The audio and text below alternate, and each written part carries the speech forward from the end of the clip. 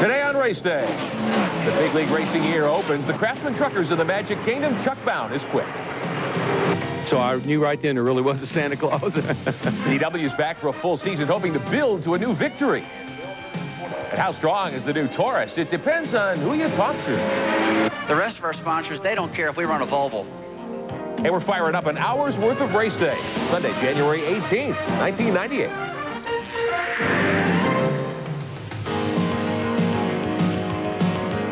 Well, good morning. Welcome to Race Day. I'm Rick Benjamin. The brand new season jumping into gear in a big way today. After a busy week in motorsports, there's been Winston Cup, Busch Series, and IRL testing in Florida. And the NHRA's drag race pros preparing for their California opener in 2 weeks.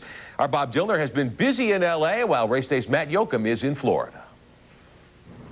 I'm Matt Yoakum in Daytona Beach, where the General Motors camp unloaded for 3 days of testing before Speed Weeks. We'll tell you who's fast a little later in the show. I'm Bob Dillner at the Straightliners Center of Speed, Pomona, California. And coming up, we'll have the first ever look at the new NHRA Museum and also a preview of the year ahead. First up, though, today it is the start of the 4th year of NASCAR's Craftsman Truck Series. And for the 2nd straight season, the truckers begin on the mile at Walt Disney World in the month of January. Now, all 3 previous series champions are in the lineup for today's Chevy Trucks Challenge, but the guy who's yet to win is on the pole. Race Day's Matt Yoakum in Orlando with our preview. Rick, 36 drivers will open up the 1998 NASCAR Craftsman Truck Series here at Disney, hoping to find magic at the Mick Yard. Roush Racing's Chuck Bound hasn't won a major NASCAR race in nearly 5 years, but he's one step closer after knocking down his first career Truck Series pole. Pretty exciting. There's no place I'd rather start than first. Track position is going to be real big here at the Mick Yard, but the race is what it's all about. It's not where you start, it's where you finish. Walt Disney World has been a nightmare for Ron Hornaday and Jack Sprague, as both crashed out last year. Fast forward to 98, Sprague bounced off the wall again during practice. Both drivers hope that jinx is over, as Hornaday beat Sprague for second by 1/1000th of a second. If we start in the top 10, that's all we were looking for, because you don't want to start much farther back than that. But anything can happen up front, and the guy was running last starts the back row this weekend, could win the race because the times are so close. Well, I've been here 4 separate occasions, testing last year, racing last year, testing this year, racing, and to the race this year. And every single time I've hit the fence, so it's just, I think that's what I got to do every time I come here. On the flip side, it's been a wonderful world of Disney for a host of surprises and contenders. We've had a blast here the whole week. You know, I've brought my wife and kids down. We played at all the theme parks, and maybe we could have a dream come true, and instead of saying we're going to Disney, we wanted Disney. Well, I'll tell you what, coming down here I was a little nervous, but Terry Shirley come on board, new crew chief, and he made it comfortable for me since we've been here. Truck's been running really well, and to come away with the top 10 and qualifying, there's, like you said, a load off my shoulder. The fast field was separated by less than a second. If you slipped, you found yourself in a lot of trouble. The result, you start today looking at a lot of trucks through your windshield. You got to get to the front. I mean, you got a lot of traffic to pick your way through, a lot of new drivers in this series, so you're going to have to be careful, but the deal is you got to get to the front. Now, the season opener is important for many reasons. A good run here at Disney, and you have 11 weeks of good momentum until Homestead. A bad run will haunt you for what seems like an eternity. Who gets what seat on the emotional roller coaster ride? We'll find out in minutes here at Disney. Rick? All right, thanks a lot, Matty. Here's how the first 10 will line up. Bound, your pole sitter, with Hornaday alongside Sprague and Wallace, Skinner and Roper for a set of the top 10 with Scott Walters. Some of the other notables, Joe Ruttman lines up 15th today. Also alongside Ron Barfield will start 24th. Joe Nemechek goes back in 26th spot. Rich Bickle and Jay Sauter as we continue to look at the first 10. The list of drivers who did not qualify, quite extensive. Lance Norrick among the notables who did not make the lineup today, the 36 starters. In a few moments, we'll hear from Chuck Bound, who is trying to end that long winless string in major NASCAR racing, so that is coming up. Now, we're just seeing the year's first green flags fly, but one Winston Cup great has already picked up his first victory of the season, you might say. 3-time Cup champion Darrell Waltrip ensuring he'll be on the tour for at least 2 more years with new sponsorship from the Builders Square Home Improvement chain and a product line that they're carrying called Speed Block, which is a new concrete home building system. Friday on Charlotte Motor Speedway's annual media tour, DW unveiled his new colors. Darrell says this 2-year agreement can allow him to concentrate on getting ready to drive, and he believes getting ready to run up front soon. I was having some sleepless nights, and I didn't know if we were going to pull something together or not. It really come down to the final hour, and as I said, it was Christmas Eve, about 10 o'clock at night when Van Colley finally called me and said, DW, we got a deal. We got a letter of intent. And So I knew right then there really was a Santa Claus. Also this week, our first look at the new Roush Racing Ford Taurus for Johnny Benson Jr., the new Cheerios Pop Secret 26 car debuting Tuesday. Benson and his brand new team owners say they've got high expectations for the new group. Jack told me he'd be disappointed if we didn't win a race or two, but that puts a little pressure on you. But, you know, Roush Racing can make it happen. I mean, they've done it with the cars that they got now. I'll be really disappointed if we don't have all of our drivers in victory lane this year. Really disappointed. Also announced this week, Mark Martin's longtime crew chief Steve Meal will lead Benson's effort and serve as general manager for the Roush shops in Liberty, North Carolina, overseeing Ted Musgrave's team as well. And they're looking ahead at Charlotte coming up in the month of May to the Winston. There'll be big changes this year, the annual All-Star event for the Cup Stars. You see it each May right here on TNN. As in the past, 3 segments for the race, but no full field inversion after the first segment this time around. Instead, they'll spin a wheel with numbers 3 through 12. The number that comes up will indicate how many positions will be inverted. And there'll be a change at the end of the second segment. You have the option of staying on track under caution or pitting for tires and giving up track position. Now, the winner of this year's running of the Winston, May 16th, will bag $200,000. As always, the field includes the most recent Winston Cup winners, plus past Cup champions and winners of the Winston. One additional spot reserved for the winner of the Winston Open, held right before the Winston this year, May 16th. The field for the Open will be determined by a couple of qualifying races. Friday night, they'll be called the No Bull 25. Well, Big League Motorsports lost a great friend this week with the passing of T. Wayne Robertson in a boating accident in Louisiana. Robertson was the president of R.J. Reynolds Sports Marketing Enterprises, and he was one of the driving forces behind the growth of NASCAR Winston Cup Racing and the NHRA's Winston Drag Racing Tour. Robertson started his career with RJR at the start of Winston Cup back in 1971 as a show car driver. He quickly rose within the company. T. Wayne Robertson became president of SME back in 1984. 8 years later, he was named one of the 50 most powerful people in sports. Under his leadership, the NASCAR Winston Cup Series grew from a regional sport to one that's national in scope, creating events like the Winston All-Star Race. Robertson's influence also extended to the NHRA's Winston Series, but his impact on people went far beyond business. T. Wayne, considered a friend by nearly everyone who knew him, his loss deeply felt throughout the world of motorsports. Oh, well, you know, you talk about people that are irreplaceable, and people say, oh, there's no one that way, and Wayne is irreplaceable. He had a knowledge of the sport from the ground floor up. He was a great example to all of us of how you can start at the bottom and through hard work and creativity and intelligence make it to the top. Wayne Robertson goes back a long time. We've had 2 people in charge of the motorsports for R.J. Reynolds, Ralph Seagraves, and until he retired, and then Wayne took over. And Wayne was there with Ralph for just about the whole time. So we have lost a good friend. He knew how to make sports marketing work, and I think the whole motorsports industry is really going to miss him. He was, like I say, a real friend of NASCAR and a real friend of the NHRA, and he's going to be missed. And it's a tragedy. We don't know why God does what he does, but we know he's with us right now. He's watching us. I lost my daddy, and my daddy's up there watching us, and we know T. Wayne is, and you can't say enough about him. I'm not going to try to. Just our love to the family, and mainly T. Wayne. We're right here still doing our job, boss. It takes nothing away from his marketing expertise to say that perhaps the best memory to hold of T. Wayne Robertson is this: he made everyone he met feel they were important, that he liked them. T. Wayne Robertson was laid to rest in Clemens, North Carolina yesterday, survived by his wife Dana and 2 children. T. Wayne was 48. He'll be greatly missed.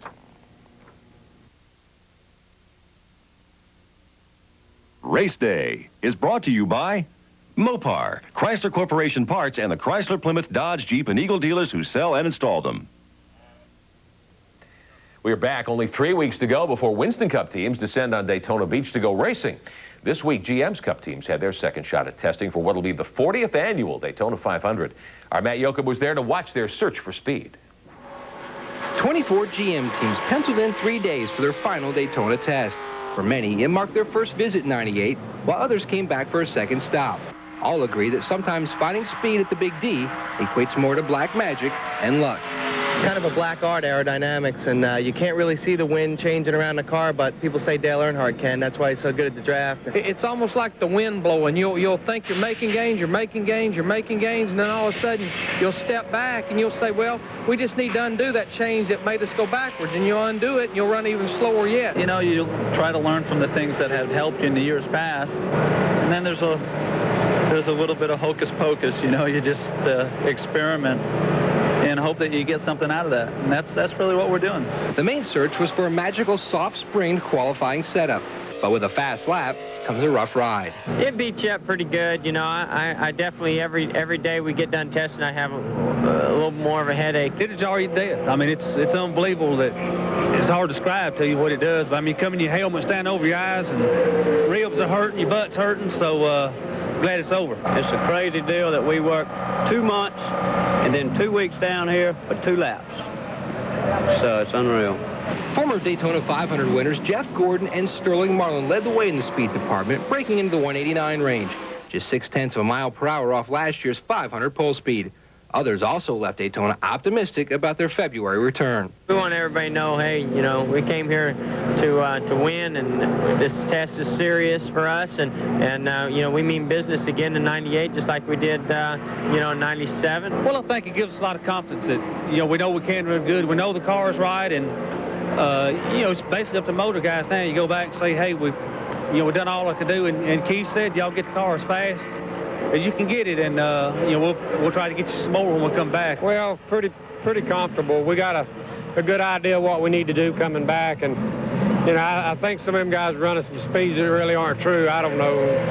You know, it's still fine-tuning time, but we think we got a pretty good handle on it. When everybody puts their race spring and their race packet on there, my Pontiac will be sucked right up there on top of them, so there won't be any problem come race day. Testing isn't all about scratching for more speed. People still find time for fun. The Goodwrench team threw a playful jab at Andy Petrie, unloading with the number 33 on the doors.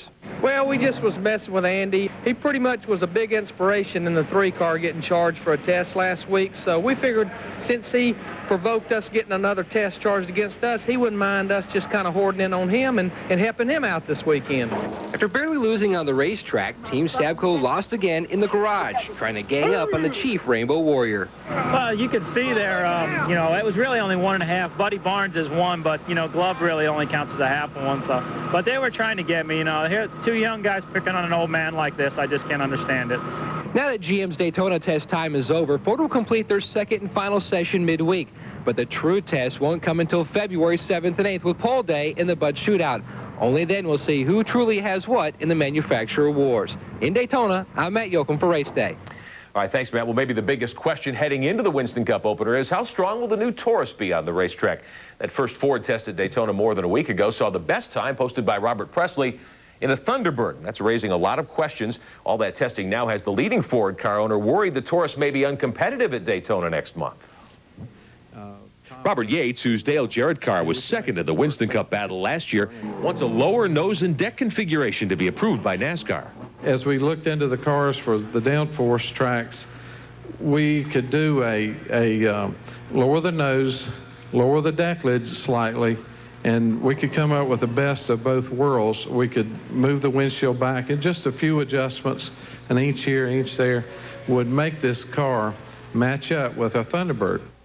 But Jack Roush will field 5 Tauruses this season. He thinks that ultimately NASCAR will do whatever is necessary to ensure close competition between Chevrolet, Pontiac, and Ford. The understanding that we have is that if we can't make this car be competitive, and we demonstrate that over a period of time, that NASCAR will make some considerations and templates or whatever to establish the kind of parity that you, the riders, and the fans and the spectators want. Penske Racing South built the first Taurus last year. Rusty Wallace is confident the car will be very good, but Rusty's leaving the door open to running a T-Bird at Daytona next month if the new body style just isn't fast enough. The rest of our sponsors, they don't care if we run a Volvo. They don't care what car we run.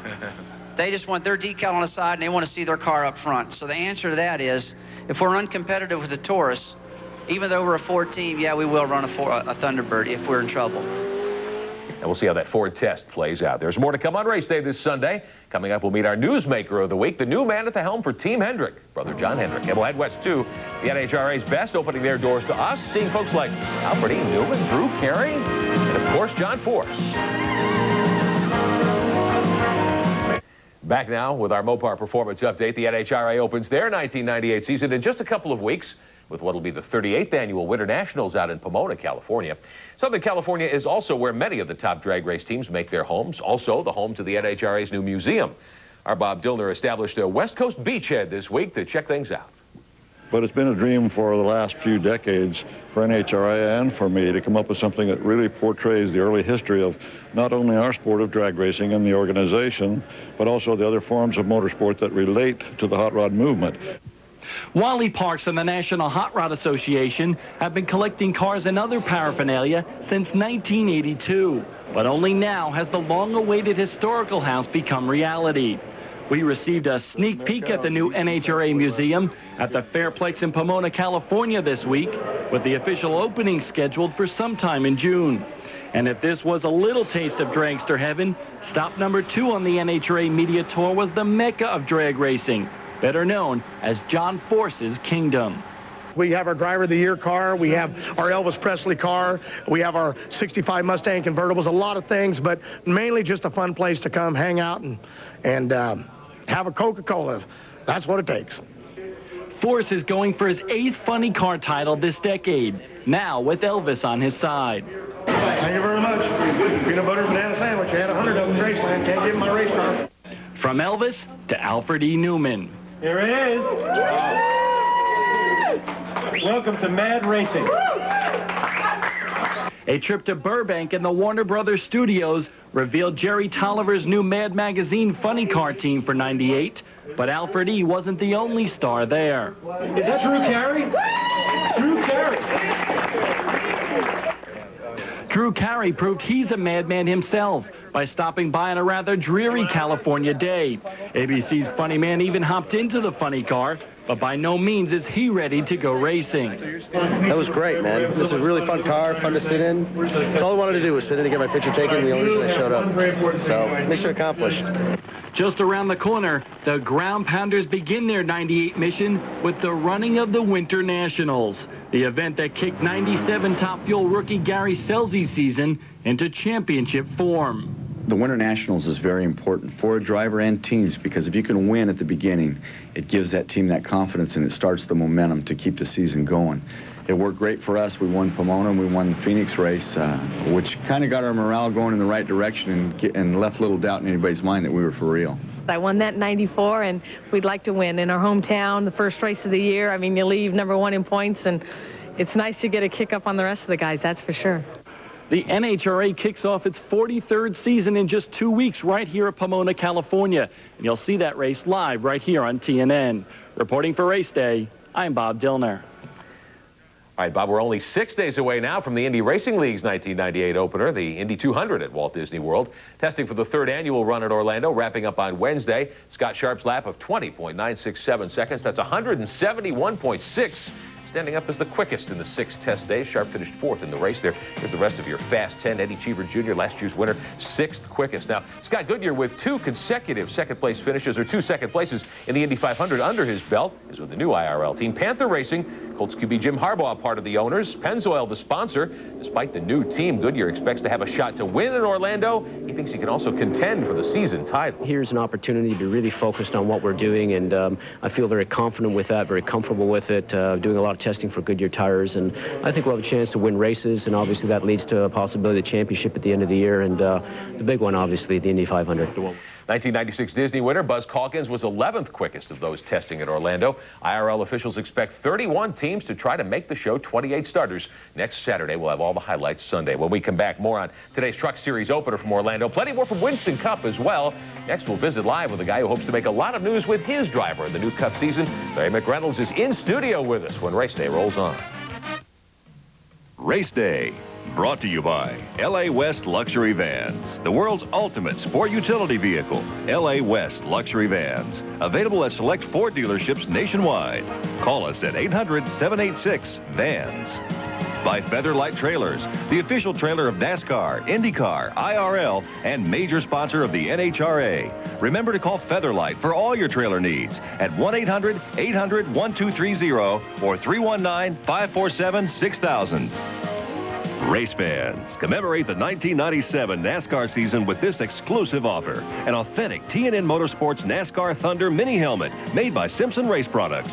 Call today or visit your local NASCAR Thunder store to purchase this one-of-a-kind collectible. Call 1-800-338-6016.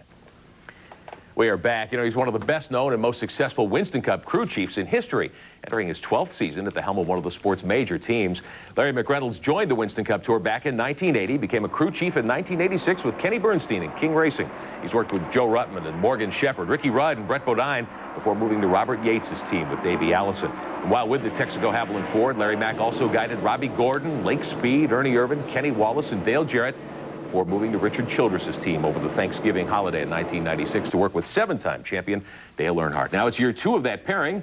Larry McReynolds joins us live. Thanks for being here. Good to see you. Thanks for having me. Great. Well, the Daytona 500 is just a couple of weeks away. What are you telling your team this year? Well, you know, we had a team meeting on the other day, right after getting back from testing, and I said, look, guys, I know this ain't what you want to hear, but 3 weeks from today, we're on the racetrack practicing at Daytona, and a month from today, nobody cares about Daytona for a year. We're getting ready for Rockingham, so you know the season's here. It seems like we just got off the airplane from Japan here a couple of days ago, but you know, we're excited about the '98 season. Now, you've only been in your new house, so to speak, at the Childress shops for a year. And what was missing last year as you look back that kept you and Dale out of victory lane? Well, I think the biggest thing was just a learning period, you know, and I kept telling everybody, if we can just get through this first part of the season, let me build my, you know, book of knowledge with Dale Earnhardt and the Chevrolet Monte Carlo. I think the second trip around, you'll see some differences. And fortunately, you did. We felt like we built a lot of momentum there at the end of the '97 season. I know we didn't get to victory lane,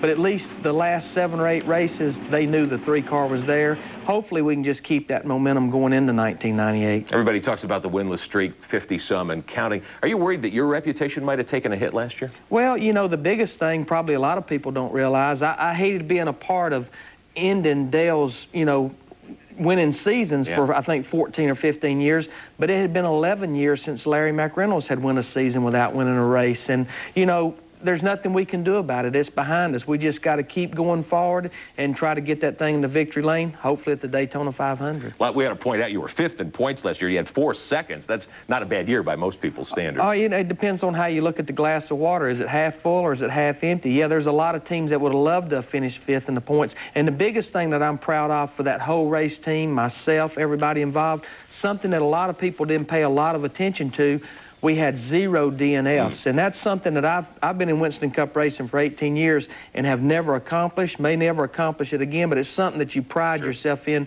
knowing that you're running at the end of every event. Going into Daytona, do you like where you are? Do you have the cars and engines you want this year? Oh, I think so. You're never where you want to be. You know, you're always hunting another 10th. If you find that 10th, you're going to hunt another 10th. But, you know, we was proud of the way that the 3 and the 31 was at Daytona. We feel like we got a lot of work to do in the next 3 weeks before going down there. But the thing we're doing, we're working hard on Daytona, but we're working hard on Rockingham, Atlanta, Vegas, those races that pays the same amount of points as Daytona. Success is just ahead for you guys, I know. Thanks, Larry McReynolds, for being with us today on Race Day. Good luck in 1998. Some other developments this week in Winston Cup racing. Loy Allen Jr. is back in the driver's seat, at least for Daytona. Allen will run Richard Jackson's number 14 Pontiac in the 500. At this point, Jackson has no major sponsor lined up.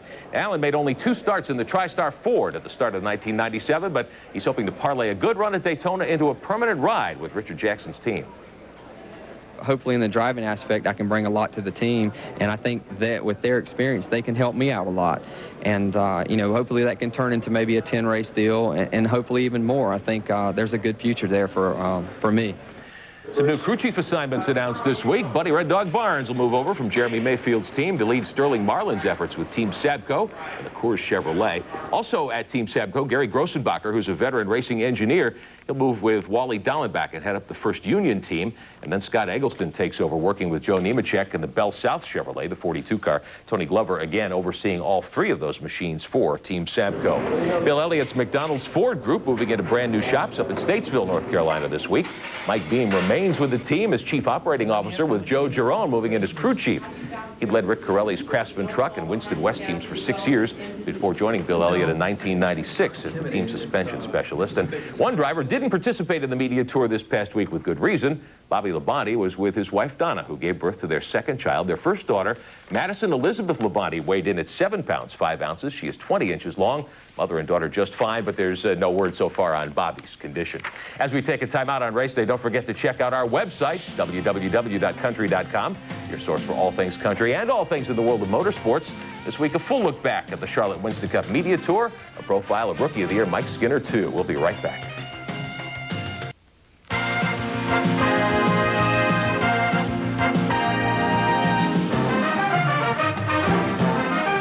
Back with more of our brand new 1 hour of race day. In the next 30 minutes, a look at a team that just missed out on their first Winston Cup last year and their hopes for 1998. We'll have more from Daytona. The Busch Series almost needing rain tires to test the high banks a few days ago. And a slightly irreverent look at the Winston Cup preseason media tour. We battled the buffet lines for you here in Charlotte. I'm Matt Yoakum at Walt Disney World. In moments, we'll talk to the guy that's going to lead the Field of Green in the Truck Series opener. I'm Bob Dillner at Hendrick Motorsports. This week's newsmaker, John Hendrick. We'll talk to him about his brother Rick, his new role with the teams, and the chances of winning a 4th straight Cup title for Hendrick Motorsports. The only thing can hurt Hendrick Motorsports is ourselves. All that and more coming up. But first, it is almost time to fire them up for the first time this season with NASCAR. The Craftsman Truckers in their second annual 200-miler at Walt Disney World Speedway this afternoon.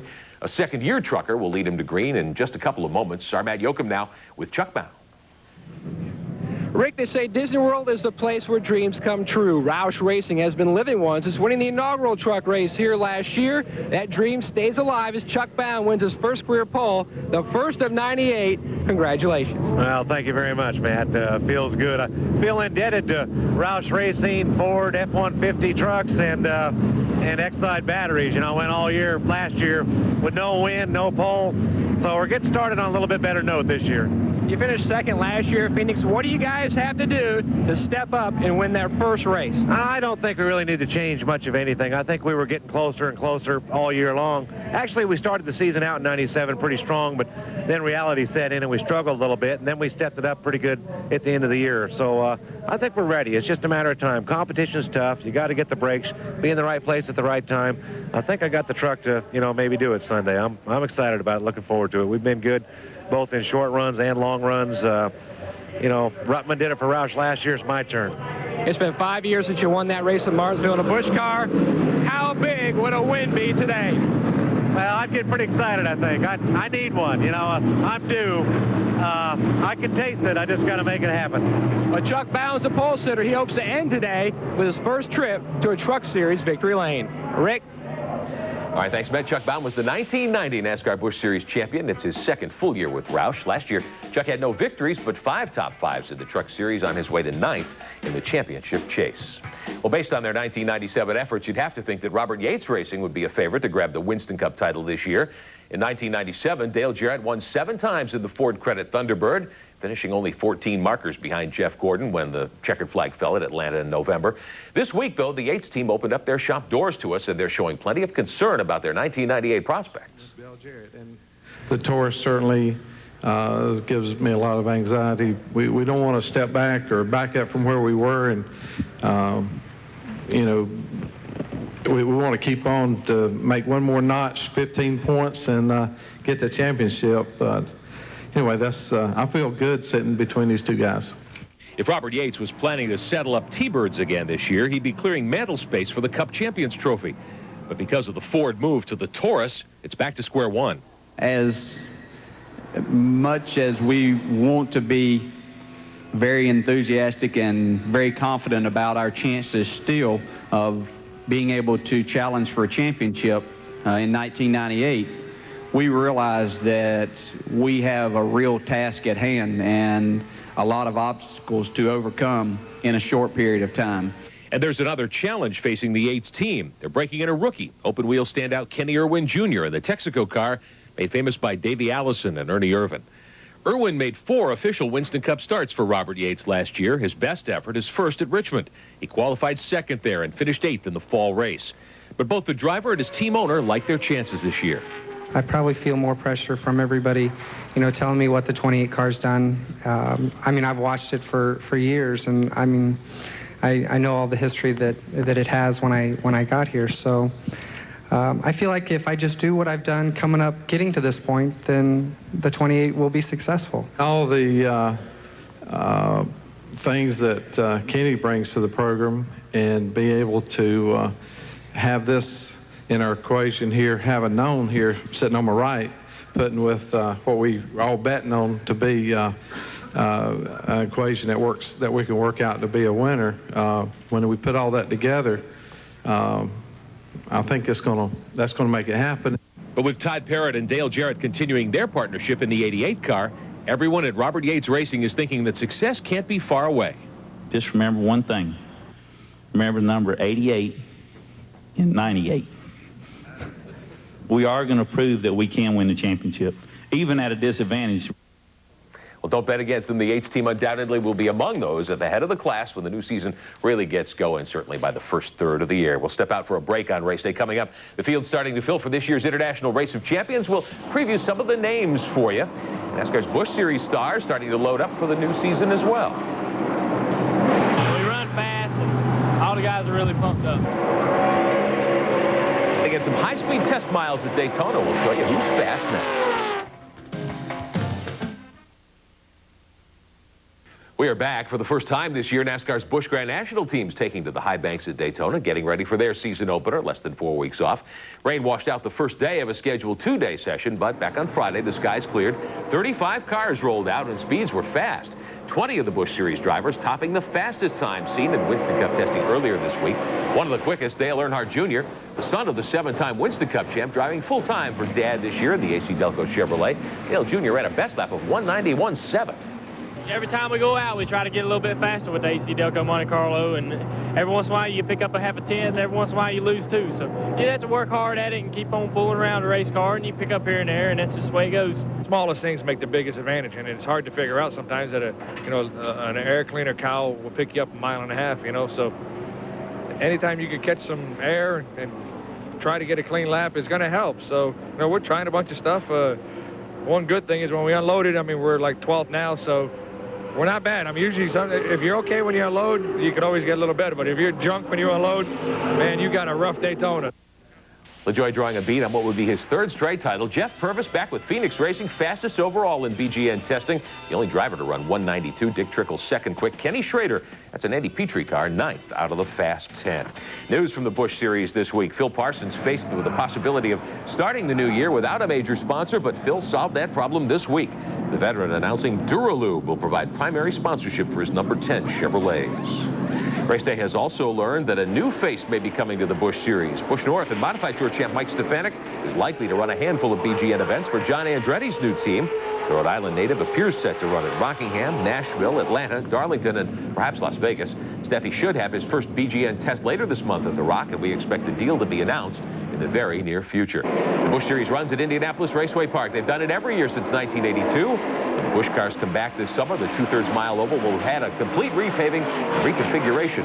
The new look for the track includes more banking in the bottom of the turns. And in the middle of them, too, they want more raceable surface area at IRP. We'll find out in August. Well, like the Busch Series, the International Race of Champions will make a stop in Indianapolis this summer, along with events at Daytona in a few weeks, then Michigan and California. Race day, as always, with an inside look at the first part of the field. 4 drivers named to the 4-race series to represent Winston Cup here in the early going. Defending IROC champ Mark Martin will join Winston Cup champ Jeff Gordon, Winston Cup runner-up Dale Jarrett, and first-time invitee Jeff Burton. That quartet combining for 22 wins, 71 top 5s, more than $14.4 million in winnings in NASCAR's top division last year. 4 more of the elite field of 12 drivers will be announced next week, probably the IndyCar names. We'll have those drivers for you next Sunday. Dale Earnhardt not on the initial list. Maybe he'll get one of the at-large berths at the end. Plenty more to come. Indy Racing League, a week away from beginning its 3rd year. We heard about that a while ago, but there is more to tell you about the changes at Hendrick Motorsports. We'll talk about that when we come up, too. together, and we've made commitments to each other to win that 4th championship.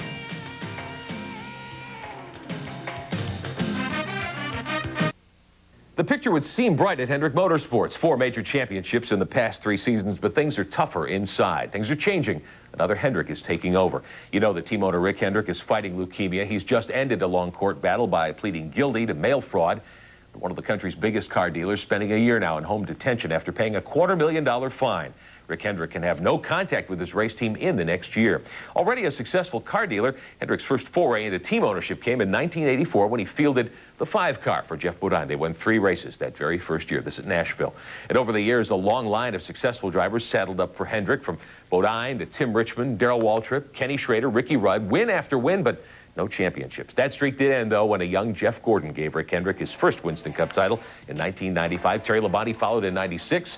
Gordon made it 3 for 3 in the fall, while Truck Series champ Jack Sprague gave him 2 major titles in the same year. Well, that whole empire is now in the hands of John Hendrick, at least for the next 12 months. This week, our Bob Dillner sat down with Rick Hendrick's brother to talk about his new responsibilities. Your role here, are things going to change now that you're here at Hendrick Motorsports, or is it going to be, if it ain't broke, don't fix it? Well, I stepped in at a time when they won 3 championships in a row, and the truck championship last year. I'm not here to make any changes. I'm here to just help lead a team that's already in place, that Rick's already put in place, and to lead with them and encourage them like I did last year. That was my role, to represent Rick and to encourage the teams.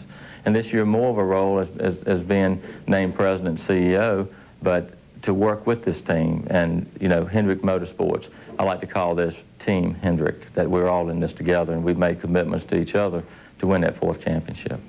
I guess this will be learning on a trial basis for you, and you have a good guy to work with as well, Ray Evernham, over in the 24 shop. Ray, we went to Daytona, and technology is not one of my #1 on my list by far. Ray took the time to share with me what he was doing, what he was trying to accomplish. These guys know I'm learning that I'm not very knowledgeable when it comes to the technology or setting up the cars and so forth. But I'm interested in that, and I want to learn that, and it's a learning for me, and I'm enjoying that. How is Rick doing? Rick's doing well. The treatment seems to be working. We hope that he's headed into remission. His attitude is great.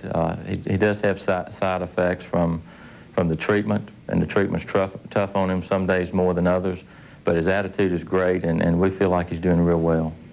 Rick spent a lot of time on the cell phone with his drivers last year. Will he be able to talk to his drivers as friends in 1998?